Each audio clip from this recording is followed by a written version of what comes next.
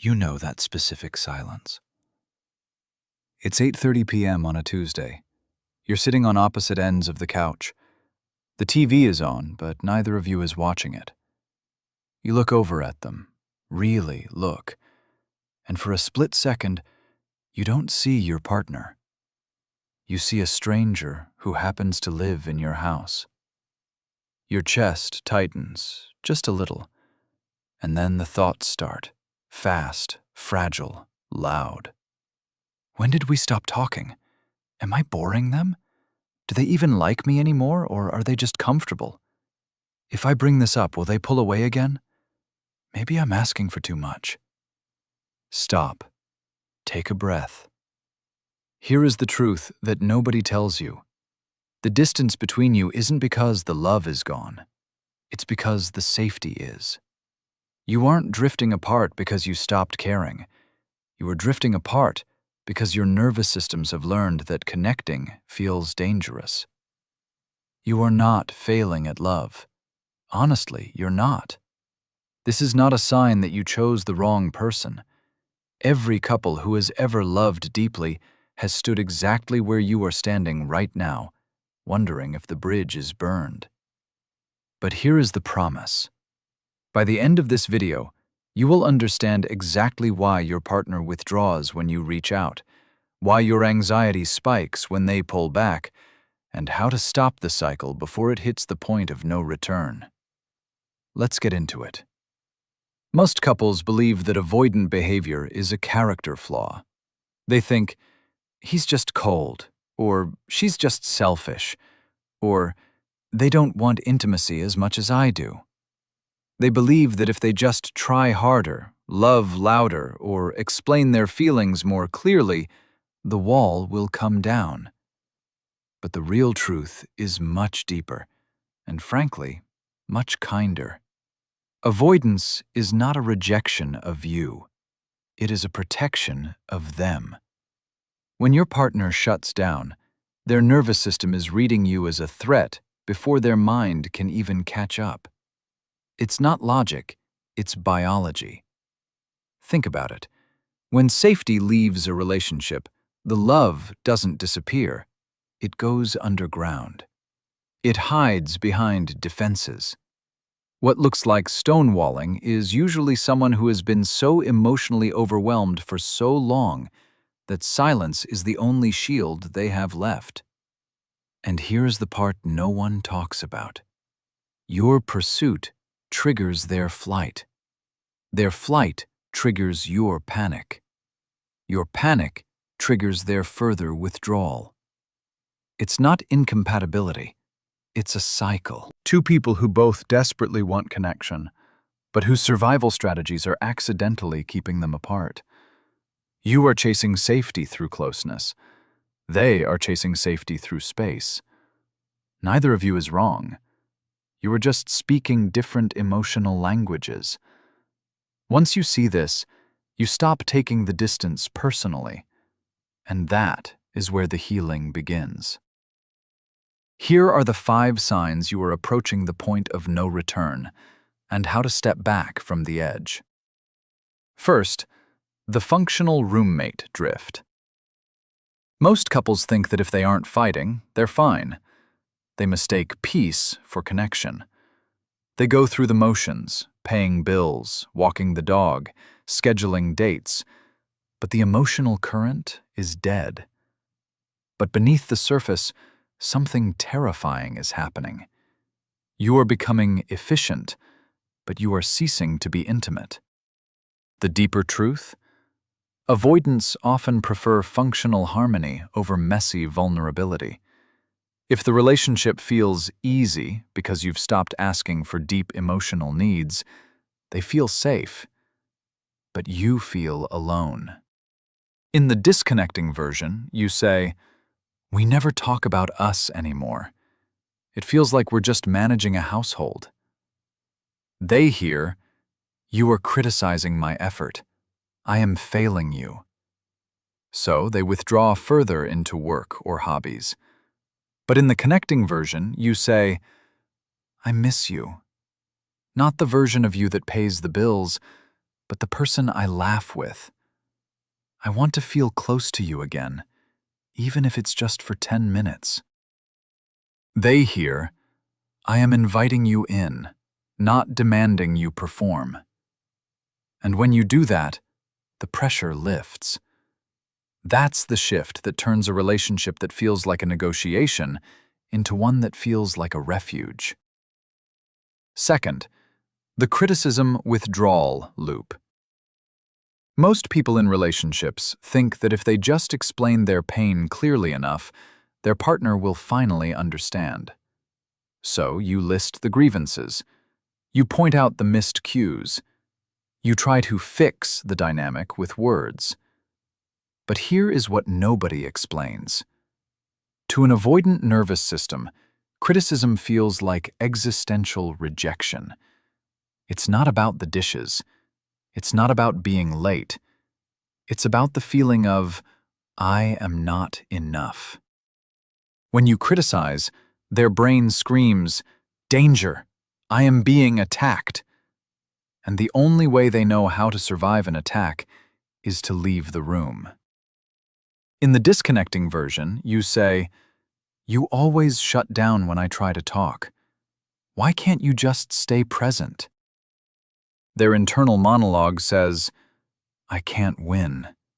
If I speak, I'm wrong. If I stay silent, I'm wrong.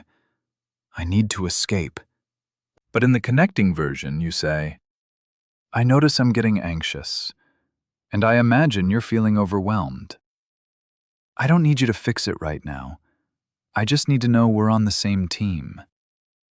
Their internal monologue shifts to, she's not attacking me. She's regulating herself. I can breathe.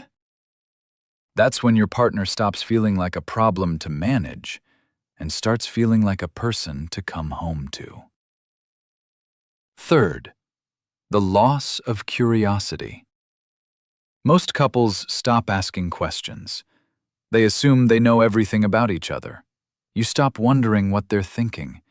You stop noticing the small shifts in their mood. You operate on autopilot.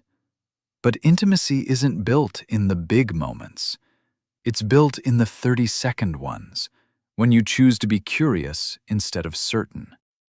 For an avoidant partner who is constantly scanning for demands, a soft bid is a safe way to connect. If you miss it, they learn, my attempts to connect are ignored. Better to keep it to myself. This is where it gets really interesting.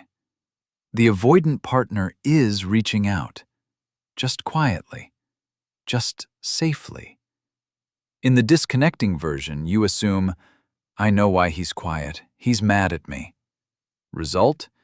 You preemptively defend yourself or shut down.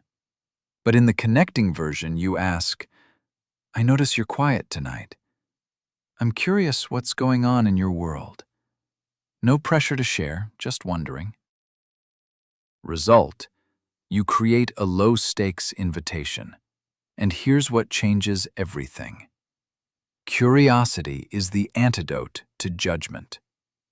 When you replace judgment with curiosity, the walls between you start to come down without either of you having to say a word. Fourth, the bid breakdown. Most people ignore the tiny bids for connection. A sigh, a glance, a comment about the weather. These seem insignificant, so you scroll on your phone. You give a one-word answer. You miss the moment. But attachment science tells us that these micro-moments are the bricks of trust. For an avoidant partner who is constantly scanning for demands, a soft bid is a safe way to connect. If you miss it, they learn, my attempts to connect are ignored. Better to keep it to myself. In the disconnecting version, they say, look at that bird. You say, without looking up, Their brain registers, I am invisible. But in the connecting version, they say, look at that bird. You look up. You smile. Wow, that's huge. Where is it? Their brain registers, I am seen. I am safe. That's the shift. It's not about grand gestures. It's about turning toward each other again and again in the smallest ways. Fifth, the fear of enmeshment versus the fear of abandonment. Most couples view their needs as opposing forces. You think, I need more closeness. They think, I need more space. You see this as a battle. One of you has to win. One of you has to lose. But the real truth? You both want the same thing. A secure base. You fear abandonment, so you cling. They fear enmeshment, so they pull away. But here is the paradigm flip. Space does not kill intimacy. Insecurity kills intimacy. If you can give them space without punishing them with silence or anxiety, they will actually come back closer, because they learn that space is safe. It's not a precursor to breakup. It's just breathing room. In the disconnecting version, you text, "Why haven't you replied? Are we okay?" They feel suffocated, controlled. I need to run. But in the connecting version, you think, they need time. I will focus on my own joy right now. You send nothing.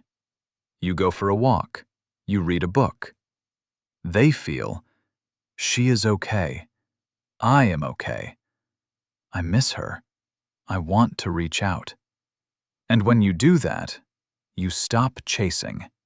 And strangely, that is exactly when they start running toward you. This isn't a checklist. It's an invitation to show up differently. When you internalize this, you stop reacting and start responding. You stop seeing your partner's avoidance as a rejection of your worth and start seeing it as a signal of their fear. And your partner will feel the difference before you've even said a word. You are becoming the kind of partner who offers safety instead of demand, who offers curiosity instead of judgment, who offers presence instead of pressure. That is how you rebuild the bridge, not by forcing them across, but by making the ground beneath their feet feel solid enough to walk on. Real intimacy doesn't start when you find the right person. It starts when you decide to become the safe harbor they've been looking for. If this resonated with you, if you felt seen in these words, hit that like button. It helps this message reach other people who are silently struggling in the same room. And tell me in the comments, which of these 5 patterns do you recognize most in your relationship? Let's talk about it, because you are not alone in this. See you in the next one.